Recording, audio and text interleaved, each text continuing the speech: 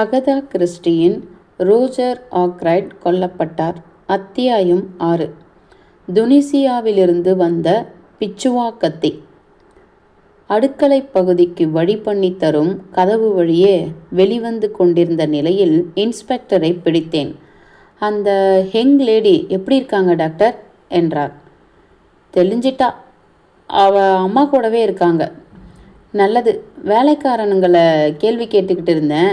இன்னைக்கு ராத்திரி பின்பக்கமாக வந்து யாரும் கதவை தட்டலைன்னு மறுக்கிறாங்க. அந்த அந்நியனை பற்றிய உங்கள் விவரிப்பு குழப்பமானதாக இருக்குது.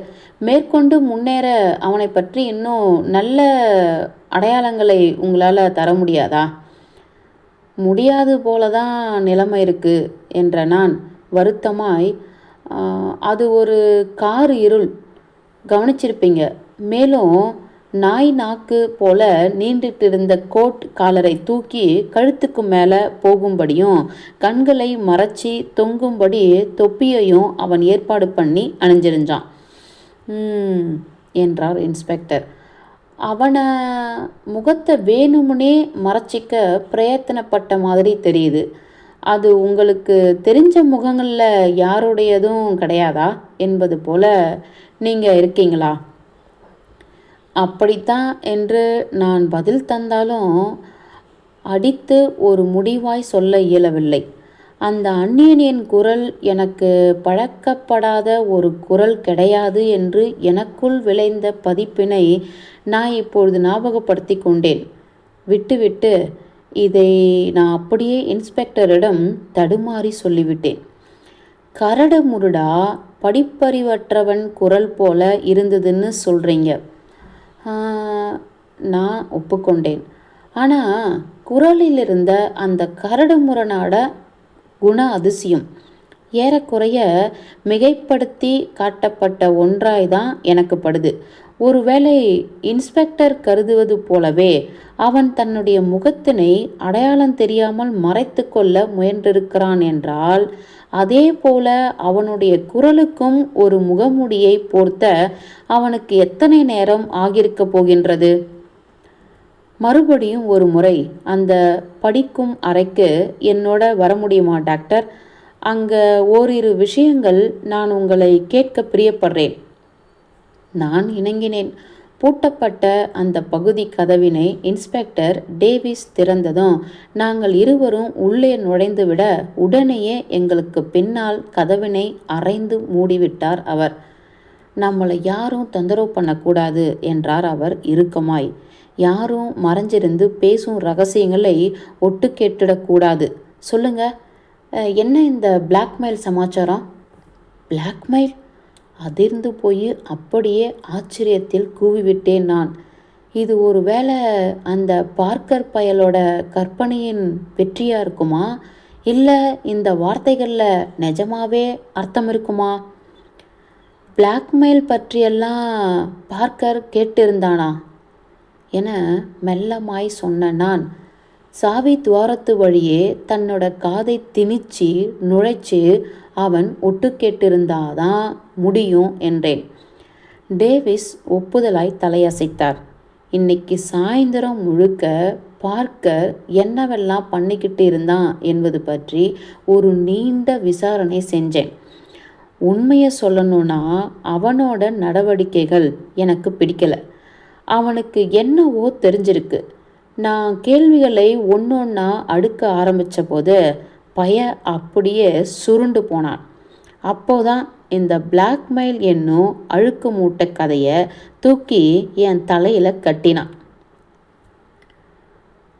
நான் ஒரு உடனடி முடிவினை துரிதமாக எடுத்தேன். இந்த விஷயத்தை நீங்களாவே முன்மொழிஞ்சதை நினச்சி நான் சந்தோஷப்படுறேன் என்றேன். எல்லாத்தையும் அப்படியே எடுத்து உரிச்சு வச்சிடலாமா வேணாமா என்பது பற்றி முடிவெடுக்க முயற்சி பண்ணிக்கிட்டு இருந்தேன். ஏற்கனவே எல்லா உண்மைகளையும் சொல்லிடணும் என்னும் முடிவை நான் எடுத்திருந்தாலும் கூட அதுக்கு சாதகமான ஒரு சந்தர்ப்பத்துக்காக காத்திருந்தேன். அது அமைஞ்சிடுச்சு. முழுசையும் இப்போ நீங்கள் கேட்கலாம். அங்கேயே அப்போதே மாலை முழுவதும் நடந்த நிகழ்வுகளை ஒவ்வொன்றாக வரிசையாய் அடுக்கி இன்ஸ்பெக்டரிடம் ஒப்பித்தேன். ஆய்ந்து கவனமாய் கவனித்து கொண்டிருந்தார் இன்ஸ்பெக்டர். அவ்வப்பொழுது ஒரு சில கேள்விகளை மட்டும் இடை செருகினார். நான் முடித்த உடனேயே, நான் இதுவரை கேட்டறியாத அசாதாரண கதை என்றார் அவர். அந்த கடிதம் அப்படியே முழுசுமா காற்றுல கரைஞ்சிடுச்சுன்னா சொல்கிறீங்க? இது வில்லங்கமாக படுது, வில்லங்கமாக படுது. எஸ், இது இந்த விஷயத்தில் நமக்கு தேவையானதை நம்ம கை மேலே தருது. இலக்கு, கொலைக்கான இலக்கு. நான் ஒப்புதலாய் தலையசைத்து ஏற்றுக்கொண்டேன். என்னாலும் உணர முடியுது, அவரோட வீட்டு நபர்களில் யாரோ ஒருத்தர் இந்த மிரட்டலில் ஈடுபட்டிருக்கலாம்னு ஆக்ராய்டே சொன்னதா சொல்கிறீங்க. இந்த வீட்டில் இருக்கிற யாரோ என்னும் பதம் ஒரு எலாஸ்டிக் பதம். யாருக்கும் என்ன வேணும்னாலும் பொருந்துகிற மாதிரி அதை நாம் இழுத்துக்கலாம். இந்த பார்க்கர் பையதான் நாம் துரத்திட்டு இருக்கிற ஆளாக இருப்பான்னு உங்களுக்கு தோணலை என்று கேட்டேன் நான். அதுபோல தான் தெரியுது. நீங்கள் வெளியே வரும்போது அவன் வெளிப்படையாக தெரியும்படி கதவுக்கு அருகாமையில் ஒட்டு கேட்டுக்கிட்டு இருந்திருக்கான். அப்புறமா மிஸ் ஆக்ராய்டு அவனுக்கு எதிராக வராங்க. அப்பவும் படிக்கும் அறைக்குள்ளே போகும் துணியில தான் பார்க்கர் இருந்திருக்கான். எந்த தடையும் அவங்களால ஏற்படாமல் ஆனதும் இவன் முயற்சி பண்ணியிருக்கான்னு ஒரு பேச்சுக்கு எடுத்துப்போமே. ஆக்ராய்ட் இவன் குத்துறான், கதவை உள்பக்கமாக பூட்டிடுறான், ஜன்னலை திறந்துக்கிறான், இறுதியாக வெளியேறிடுறான். வீட்டை சுற்றி வந்து ஏற்கனவே திறந்து வச்சிருந்த கதவின் வழியாக உள்ளே நுழைஞ்சிடுறான். இது எப்படி இருக்கு? இதில் ஒன்றே ஒன்று மட்டும் எதிராக நிற்குது என்ற நான் மெல்லமாய், ஒருவேளை ஆக்ராய்ட் நான் கிளம்பி வெளியேறிய கையோடு அந்த கடுதாசியை முழுசாக படிக்க முன்னேறியிருந்தா? அதை தான் அவர் செய்ய விரும்பினார். தொடர்ந்த அடுத்த 1 மணி நேரத்துக்கு இதே நாற்காலிலே பிடிச்சி வச்ச மாதிரி உட்கார்ந்துக்கிட்டு விஷயங்களையெல்லாம் தான் மண்டைக்குள்ளே போட்டு திருப்பிக்கிட்டு இருந்திருப்பார்னு எனக்கு தோணலை. உடனடியாக பார்க்கருக்கு சொல்லி அனுப்பியிருப்பார். அவனும் வந்திருப்பான். அவனோட குற்றத்துக்காக அவனை நார் நாராக கிழிச்சிருப்பார். தாழ முடியாத வாய் தகராறு நடந்திருக்கும். ஞாபகம் இருக்கட்டும், ஆக்ராய்டு மூக்கு நுனியில் கோபம் எப்போவுமே தொங்கிக்கிட்டு இருக்கும் ஒரு விறுவிறு கேரக்டர். அப்போ உடனடியாக கடிதத்தை படிக்கும் அவகாசம் இல்லாமல் போயிருந்தா என ஆலோசித்தார் இன்ஸ்பெக்டர். 9:30 மணிக்கு அப்புறமா அவரோடு யாரோ இருந்திருக்காங்க என்பது நமக்கு தெரியும். நீங்கள் வெளியில் கிளம்பின உடனேயே அந்த அந்நியன் உள்ளே வந்து அப்புறம் அவன் வெளியேறியதும் குட் நைட் சொல்ல மிஸ் ஆக்ராய்டு உள்ளே நுழைஞ்சிருந்தா, வெல், அவரால் 10 மணி வரைக்கும் அந்த கடிதத்தை தொட்டிருக்கவே முடியாது.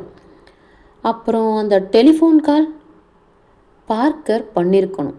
பூட்டப்பட்ட கதவு மற்றும் திறக்கப்பட்ட ஜன்னல், இந்த இரண்டையும் நினச்சி பார்க்காமலேயே பார்க்கர் பண்ணியிருக்கலாம். விடுங்க, அப்புறம் மனசை மாற்றிக்கிட்டு அல்லது முழு நடுக்கத்துக்குள்ளே அகப்பட்டுக்கிட்டு தனக்கு தெரிஞ்ச அனைத்தையும் தெரியாது என்பது போல காட்டிக்கிட்டு முடிவெடுத்திருக்கலாம். இது இப்படித்தான் நீங்கள் நம்பலாம். ஆமாம் என்ற நான் சந்தேகத்துடனே, எப்படி இருந்தாலும் எக்ஸ்சேஞ்சிலிருந்து நம்மளால் அந்த டெலிஃபோன் அழைப்பு பற்றி உண்மையை அடைந்துவிட முடியும்.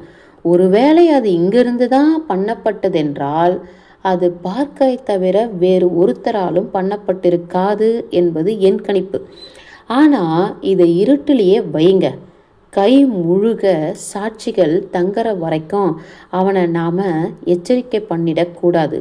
அவன் நழுவி விடாமல் நான் பார்த்துக்கிறேன்.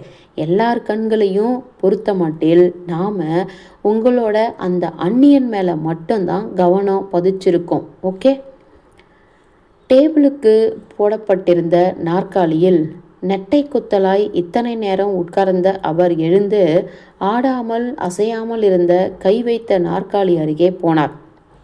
இந்த ஆயுதம் நமக்கு ஏதாவது துப்பு தந்து உதவத்தான் வேண்டும் என்றார். இது ரொம்ப வித்தியாசமான ஒன்றா இருக்குது. ஒரு கலைப்பொருள் மாதிரி. இதை பார்த்த உடனே எனக்கு இப்படித்தான் படுது. குனிந்த அவர் கவனமாய் அதன் கைப்பிடியை கணக்கிட்டார். மேலும் ஏதோ திருப்தி அடைந்தவராய் அவர் உருமியது எனக்கு கேட்டது. பிறகு ரொம்ப ரொம்ப சன்னமாய் பட்டும் படாமல் தனது கையினை அந்த பிச்சுவா கத்தியிலிருந்து பகுதியின் கீழே வைத்து அமுக்கி காயத்திலிருந்து பிளேடினை இழுத்தெடுத்தார். கைப்பிடியில் கைப்பட்டுவிடக்கூடாது என்ற காரணத்துக்காக இன்னும் அப்படியே பிடித்திருந்த அவர் கணப்பு அருகில் இருந்த பெரிய அலமாரியில் ஒரு அகலமான தட்டு போல அழகாயிருந்த பீங்கான் குவளை ஒன்றில் அதனை வைத்தார். எஸ் என்று அதனை பார்த்து ஒப்புதலாய் தலையசைத்தார் அவர். கலைநயமிக்க அழகிய படைப்பு, நுணுக்கமான தயாரிப்பு. இதே போல பல கத்திகள் இருக்க முடியாது. சொல்லப்போனால் அது ஒரு அழகிய கலைப்படைப்பு. குறுகலான நுனியில் கூராகி கொண்டே போகும் கத்தி. உலோகங்கள் நேர்த்தியாய் ஒன்றோடு ஒன்று இடைச்செருக்கப்பட்டு கவர்ந்திழுக்கும் வகையில் கவனமாய் செதுக்கப்பட்டிருந்த உன்னதம். அவர் விரல்களால் பிளேடின் நுனியை தடவி அதன் கூர்மையை பரிசோதித்து பார்த்தார். பாராட்டும்படியான பெருமித பார்வையை வெளியிட்டார். ஹோ காட், என்ன ஒரு கூர்மை என்று அதிசயித்தார். வெண்ணெயை சுலபமாக வெட்டி எடுப்பது போன்ற லகுத்தன்மையோடு ஒரு குழந்தை இதை மனுஷனின் உடலில் சுலபமாக பாய்ச்சி தீர்த்திடலாம். இங்கே வைத்திருக்க உகந்ததே அற்ற மிக ஆபத்தான வஸ்து இது. பிரேதத்தை இப்போ நான் சரியா பறிச்சிடலாமா என கேட்டேன் நான். ஆரம்பிங்க. நுனி முதல் அடிவரை பரீட்சித்தேன். நான் முடித்ததும் வெல் என கேட்டார் இன்ஸ்பெக்டர். மருத்துவ வார்த்தைகளை தவிர்த்துடுறேன் என்றேன் நான். அவற்றை மரண விசாரணைக்கு வச்சுப்போம். இவருக்கு பின்னால் நின்றுக்கிட்டிருந்த ஒரு வலது கை பழக்கமுள்ள ஆளால் குத்து விடப்பட்டிருக்கு. மரணம் உடனடியாக நிகழ்ந்திருக்கணும். மரணம் அடைஞ்சிருப்பவரின் முகபாவத்தை பார்க்கும்போது இத்தகைய ஒரு மரண அடி அவர் நிச்சயமாக எதிர்பாராத ஒன்று. இப்படி இவரை அடித்தது யார் என்னும் அறிதலே இல்லாமல் இருந்திருக்கணும்.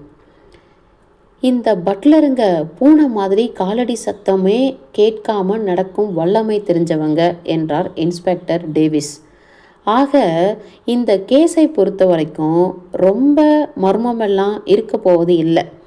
அந்த ஆயுதத்தோட கைப்பிடியை கொஞ்சம் பாருங்க. நான் பார்த்தேன். இன்ஸ்பெக்டர் தொடர்ந்தார். நான் குறிப்பிடுவதை உங்களால் தெளிவாக பார்க்க முடியலன்னு விளங்குது. அவை உங்களுக்கு வேணும்னா வெளிப்படையாக புரியாமல் இருக்கலாம். ஆனால் எனக்கு சுத்தமாக படு துல்லியமாக விளங்குது. இப்பொழுது குரலை நன்றாக தனித்து கொண்டார். சொன்னார், கைரேகைகள். எஸ் என்றேன் நான் சன்னமாய். எதிர்பார்த்தேன். இப்படி சொன்னாலும் எதற்காக நான் சாதுரியமே இன்றி இருந்திருக்க வேண்டும் என்று என்னை நானே கேட்டுக்கொண்டேன். கைரேகைகள் யூகித்திருக்க வேண்டுமா வேண்டாமா? துப்புரியும் நாவல்கள் படிப்பவன் நான். செய்தித்தாள்களும் மேலும் நான் சராசரியை விடவும் புத்தி கூர்மை நிறைந்தவன் வேறு. இன்ஸ்பெக்டர் சொன்னதை வைத்துக்கொண்டு நான் த்ரில் ஆகாததில் அவர் எரிச்சலாயிருக்க வேண்டும். பெரிய சைஸ் தட்டு போல அகலமாயிருந்த பீங்கான் கோலையை கையில் எடுத்துக்கொண்டு அவர் அவருடன் கூட பில்லியர்ட் அறை வரை வரும்படி கேட்டுக்கொண்டார்.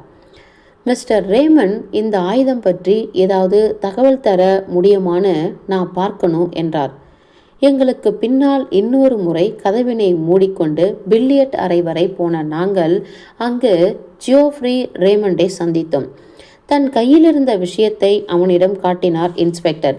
இதை எங்கேயாவது பார்த்த மாதிரி இருக்கா? ஓ, நிச்சயமா. இது ஒரு கலைப்பொருள். மிஸ்டர் பிளாண்டால் மிஸ்டர் ஆக்ராய்டுக்கு கொடுக்கப்பட்டது. துனிஸ் பகுதியில் தயாராகி வருவது இது. அரேபியா. ஓஹோ, கொலை இதை வச்சுக்கிட்டு தான் நடத்தப்பட்டிருக்கா? என்ன ஒரு அசாதாரண நிகழ்வு! இதெல்லாம் சாத்தியமே இல்லைன்னு தோணினாலும் இது போல கத்தி 2 இருக்கும் போல தோணுது. நான் போய் ஃப்ளண்ட்டை கூட்டிட்டு வரட்டுமா? இதற்கான விடைக்காக காத்திருக்காமல் பரபரப்பாய் நகரலானான் அவன். அற்புதமான காரியதரிசி என்றார் இன்ஸ்பெக்டர். அவனுக்குள்ள விசுவாசமும் சாதுரியமும் பிணைஞ்சிக்கிட்டு கிடக்கு. நான் ஏற்றுக்கொண்டேன். ரோஜர் ஆக்ராய்டுக்கு கடந்த 2 வருடங்களாக ரேமன் காரியதரிசியாய் இருந்து வந்த காலம் நெடுக்கிலும் இவன் குழப்பியதாகவோ அல்லது கோபம் கொண்டு வெகுண்டதாகவோ நான் பார்த்ததே இல்லை. ரேமன் என்னை பொறுத்த மட்டில் விஷயம் தெரிந்த ஒரு காரியதரிசியே. ஓரிரு நிமிடங்களில் ரேமன் கூடவே ஃப்ளண்ட்டையும் இணைத்து கொண்டு திரும்பியிருந்தான். நான் சொன்னதுதான் சரி என்றான் அவன் பரபரப்பாய். அது துனிசியன் கத்திதான்.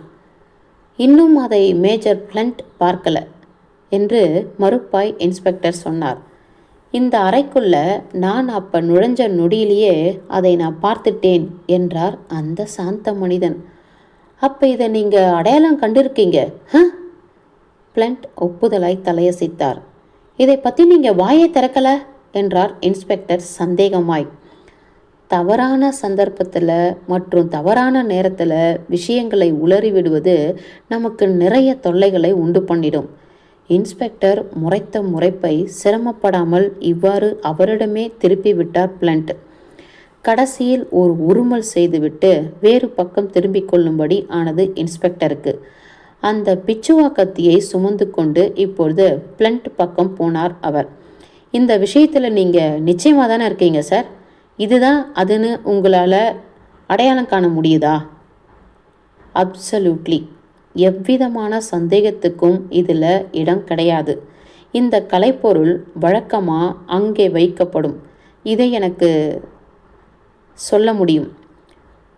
இதற்கு விடை தர முன்வந்தது காரியதரிசி. முன் அறையில் இருக்கும் வெள்ளி டேபிளில் சார். என்ன? நான் கத்தியே விட்டேன். ஏனையவர்கள் என்னை திரும்பி பார்த்தார்கள். எஸ் டாக்டர் என்று ஊக்கப்படுத்தும் விதமாய் கேட்டார் இன்ஸ்பெக்டர். கேட்டதில் என்ன தப்பு என்றார். இன்னும் அந்த ஊக்கப்படுத்துதல் குறையாது. அது வெறும் அற்பமான ஒன்றுதான் என்றேன் நான் பவ்யமாய். நேற்று ராத்திரி நான் டின்னருக்கு இங்கே வந்து சேர்ந்ததும் அந்த வெள்ளி டேபிளோட மூடப்பட்ட ஒரு ஓசையை நான் கேட்டேன். இதுதான் அந்த அற்பமான விஷயம். முக்கியப்படுத்தப்பட்ட ஐயம் இன்ஸ்பெக்டரின் முகம் முழுவதும் படர்ந்து அவரது அணுகுமுறையையே சற்று மாற்றியதாய் உணர்ந்தேன். அது சில்வர் டேபிளோட மூடி ஓசைதான்னு உங்களோட எப்படி கராரா தெரியும்? எனவே முழுவதுமாய் விளங்கும் நிலைக்கு நான் தள்ளப்பட்டேன். நீளமாக மூச்சு வாங்கும் அளவுக்கு இத்தனை நீளத்துக்கு விளக்கியிருக்கத்தான் வேண்டுமா என நானே நொந்து கொள்ளும்படி விளக்கினேன். இதுவரை கேட்கவும் செய்தார் இன்ஸ்பெக்டர்.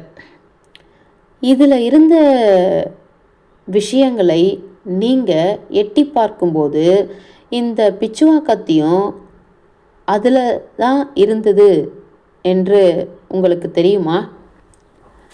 ஐ டோன்ட் நோ என்றேன் நான். எனக்கு தெரியல.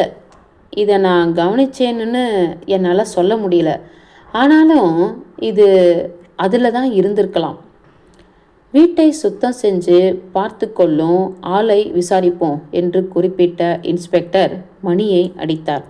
சில நிமிடங்களில் பார்க்கரின் அறிவுறுத்தலின் பேரில் மிஸ் ரசேல் வந்து சேர்ந்தார். இன்ஸ்பெக்டர் அவருடைய கேள்வியை தூக்கி வீசியதும் அந்த டேபிளுக்கு பக்கத்தில் போனதாகவே எனக்கு நினைவில்லை என்றாள் அவள். அலங்கார பூக்கள் எல்லாம் வாடிடாமல் மலர்ச்சியாக இருக்கான்னு தான் நான் பார்த்துக்கிட்டு இருந்தேன். ஓ எஸ், இப்போ எனக்கு நினைவுக்கு வருது. தேவையே இல்லாமல் சில்வர் டேபிளோட மூடி திறந்திருந்தது. அப்போ அந்த பக்கமாக அதை கடந்து போன நான் அதை மூடிவிட்டேன். எரிச்சலாய் அவளை பார்த்தார் இன்ஸ்பெக்டர். அப்போ அதுக்குள்ளே இந்த கத்தி இருந்ததான்னு உங்களால் சொல்ல முடியுமா? மிஸ் ரசேல் அந்த கூர் ஆயுதத்தை தோராயமாய் பார்த்தாள். நிச்சயப்படுத்தி என்னால் சொல்ல முடியுமான்னு தெரியல என்றாள். உள்ளே இருப்பதையெல்லாம் பார்க்கறதுக்குன்னு நான் நிற்கலை. எந்த நிமிஷத்துலையும் எல்லாரும் கூடிடுவாங்கன்னு எனக்கு தெரியும். அதுக்குள்ளே கிளம்பும் அவசரத்தில் தான் நான் இருந்தேன். நன்றி என்றார் இன்ஸ்பெக்டர். இப்படி சொன்ன இன்ஸ்பெக்டரின் தொனியில் தயக்கத்தின் சாயல் படர்ந்து கிடந்தது. ஏதோ இன்னும் கொஞ்சம் கேள்விகள் கேட்க அவர் பிரியப்பட்டதைப் போல. ஆனால் சொன்ன நன்றியை வெளியேறுவதற்கான அனுமதியாகவே எடுத்துக்கொண்டு விட்ட ரசேல் சடுதியில் வழுக்கி மறைந்து விட்டார். அங்கிருக்கிற ஜன்னல்களின் ஒரு ஜன்னலின் முன்னால் அந்த சில்வர் டேபிள் இருப்பதாய் தானே சொன்னீங்க டாக்டர்? போய் பார்ப்போமா? இதற்கு ரேமன் எனக்காக பதில் தந்தான். எஸ், இடப்புற ஜன்னல் அருகில். ஜன்னல் திறந்திருந்ததா? ஒரு கழிச்சி. வெல், இந்த கேள்விக்குள்ளே இன்னும் அடி ஆழம் வரை இப்போதைக்கு போக வேணாம்னு நினைக்கிறேன். யாராக இருந்தாலும் சும்மா தான் சொல்கிறேன்.